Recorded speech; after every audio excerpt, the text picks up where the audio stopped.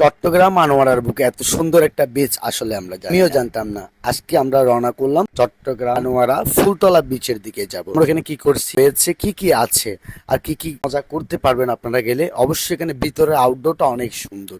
তাহলে কথা আর না বাড়িয়ে মূল ভিডিওর দিকে যাওয়া। হ্যালো গাইস, আসসালামু আলাইকুম। কেমন আছেন সবাই? আশা করছি আপনারা সবাই ভালো আছেন। আজকে চলে আসলাম আমরা আনোয়ারা ফুলতল নতুন একটা বিচে। এটা একেবারেই নতুন। আপনারা যারা আসবেন তারা ক্যাপিজেট দিয়ে আসতে পারবেন, আবার আপনি চাতুরি চৌমনি হয়েও আসতে পারবেন। আর আপনারা এটা চেনার খুব একটা সহজ উপায় হচ্ছে আপনারা পালকির চর আসবেন।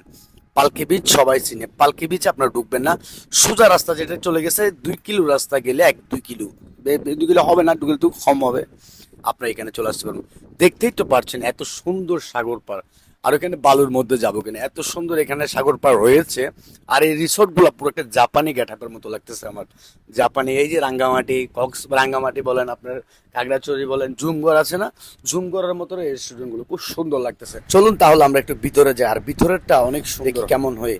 আর এখান থেকে বড় কথা হচ্ছে ভিতরেরটা, আর ভিতরে যেই দেখবো এখান থেকে সাগরের ভিউটা কেমন আপনাদেরকে দেখাবো। আসলে সাগর পাড়ে এরকম একটা রিসোর্ট, রিসোর্ট না হোটেল রেস্টুরেন্টের মতোই খুব সুন্দর লাগছে আমার।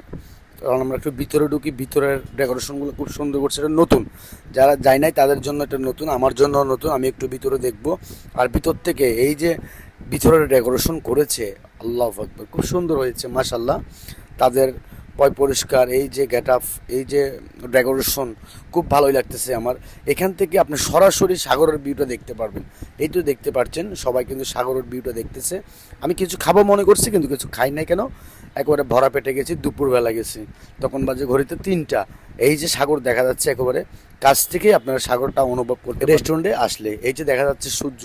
আমরা একেবারে দুপুরবেলায় আসছি তো তাই একটু মানে লাইট দেখা যাচ্ছে। আর একটু দেরি করে আসলে মানে 4টার পরে আসলে ফাইনালি আরও অনেক সুন্দর লাগতো।